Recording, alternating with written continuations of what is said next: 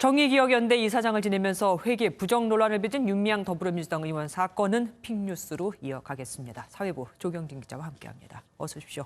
첫 번째 키워드가 할머니의 외침입니다. 윤미향 사건이 이용수 할머니 외침으로 시작된 거긴 하죠. 네, 넉 달 전 이용수 할머니가 정 의원을 비판하는 기자회견을 열면서 논란이 시작된 거 기억하실 겁니다. 네네. 의혹의 핵심 피의자로 지목된 윤미향 의원이 재판으로 넘겨지면서 또 한 번 이용수 할머니의 입에 관심이 모아졌습니다. 할머니의 공식 입장이 나온 겁니까? 그건 아니고요. 예. 윤 의원의 기소로 할머니의 기분이 좋지 않다는 일부 보도가 있었는데 할머니가 직접 왜 이런 이야기가 나오는지 모르겠다면서 내용을 바로 잡았습니다. 네. 윤 의원과는 30년 동안 함께 활동했지만 기소돼 기분이 좋지 않다는 건 사실이 아니라는 겁니다. 그러면서 이번 사건은 법에 따라 판단하면 될 일이다. 어떤 말을 할 것이 아니다라고 일축했습니다. 법에 맡기겠다. 네. 그러면 추가로 기자회견을 할 가능성은 있습니까? 아직까지 기자회견 이야기는 없습니다. 윤 의원 기소로 또 관심이 모아지면서 이용수 할머니께 연락을 하는 이제 기자들이 많아져서 다소 네. 피곤한 그런 상태라고 하는데요. 다행인 거는 앞서 두 차례 기자회견 때는 할머니 건강이 상당히 좋지 않았잖아요. 맞아요. 지금은 많이 회복된 상태라고 하고요. 이 윤 의원을 이 검찰이 구속 기소하지 않은 것을 두고 여러 가지 이야기가 나오고 있는데 이 할머니와는 별개로 일제 피해자 단체장 협의회에서는 윤 의원을 구속 수사해야 한다는 기자회견을 지금 준비 중이라고 합니다. 윤 의원의 경우에는 SNS에 관련 글을 올렸다가 지우긴 했지만 정의기억연대는 굉장히 강도 높은 수준의 유감 표명을 하긴 했습니다. 네, 정 의원은 검찰 기소는 억지다, 끼워 맞추기식이다라는 입장문을 냈습니다. 전문을 보면 윤 의원은 일생을 헌신한 활동가라면서 이 절차에 따라 전개한 정당원 활동을 기소한 점은 도저히 이해하기 어렵다고 비판했습니다. 앞에서 리포트에서도 보셨지만 특히 피해 생존자의 숭고한 행위를 치매 노인의 행동으로 치부한 것은 폄훼하려는 저희가 있다고밖에 보기 어렵다고 주장하면서 이 강하게 유감을 표명했습니다. 예, 다음 키워드로 넘어가 보겠습니다. 네. 지검장 서명. 네. 이번 윤 의원 수사라고는 서울 서부지검장 그 서명 말씀하시는 거죠? 맞습니다. 검찰이 윤 의원을 기소하면서 이 보도자료를 냈는데요. 네네. 서울 서부지검 검사장 노정현이라고 적혀 있었습니다. 통상 이 보도자료에는 수사팀의 부장검사 이름을 적어두는 곳인데 이례적으로 검사장의 이름이 적힌 겁니다. 어떻게 해석해야 될까요? 이 사건에 대해서는 내가 책임지겠다 이렇게 딱 얘기를 한 거로 해석해도 될까요?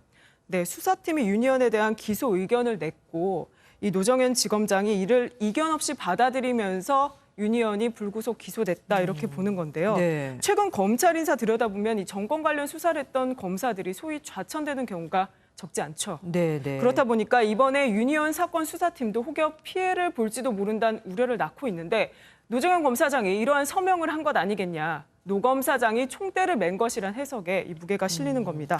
물론 그렇게도 볼 수 있겠지만 한편으로는 그 회계공시에서 누락한 37억 원에 대해서는 이렇게 얘기했습니다. 현행법상 처벌 규정이 없다. 그러면은 이건 어떻게 해석해야 되죠? 1억 원에 대해서는 문제가 있다고 봤는데 정말 큰 금액에 대해서는 처벌 규정이 없다고 얘기한 걸 우리는 어떻게 해석해야 됩니까? 일부 봐주기 수사 아니냐, 네. 불구속 기소할 사안은 아니다 이런 여러 가지 얘기 중에 이 부분도 있는데 네. 검찰의 설명은 그렇습니다. 부실 공시 상당히 있었지만 처벌을 못한다. 이유가 이제 처벌할 근거가 없다. 그래서 제도 개선을 권고할 것이다. 법무부에 건의할 예정이다라고 하니 이 진행 상황은 좀 더 지켜봐야겠습니다. 지금으로서는 법으로 어떻게 할 길이 없다. 네, 규정이 없다. 예, 법을 잘 빠져나갔다고도 해석할 수는 있겠네요. 어쨌든 이번 일로 노정현 검사장에게 굉장히 관심이 쏠리고 있습니다.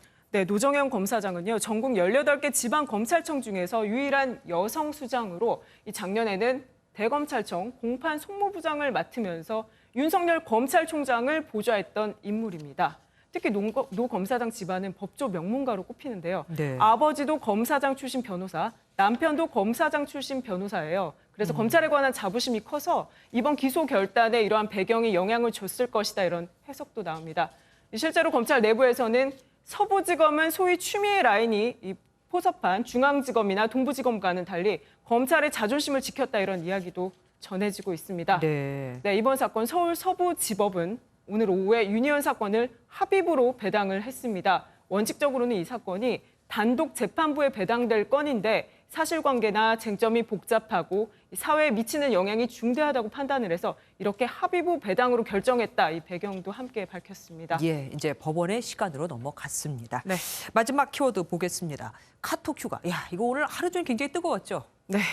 추 장관 아들 사건으로 국방부 민원실에요. 휴가를 연장해달라는 항의성 전화가 그야말로 빗발친다고 합니다. 네. 그런데 김태년 더불어민주당 원내대표가 휴가 연장은 전화나 메일, 카톡 등으로도 신청이 가능하다 이런 말을 남기면서 논란은 한층 뜨겁습니다.